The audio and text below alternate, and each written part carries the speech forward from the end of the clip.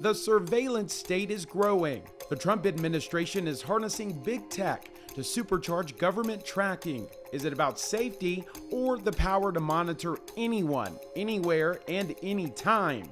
And what happens if that information falls in the wrong hands? Here's what we know now.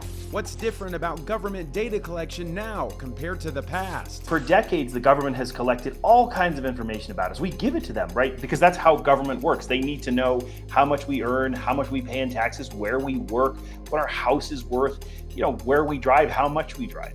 What's new about this initiative, especially because it was driven by Elon Musk and the Doge people, is that it's a combination of that data, right? This assembling of all this data that for years and years and years has been deliberately kept separate, is now being assembled into sort of what could be a very, very comprehensive dossier on every American. Why is centralized data a problem? The risk, though, is that when you have all of this data in a central place, a single person with access, a bad actor, could release this data.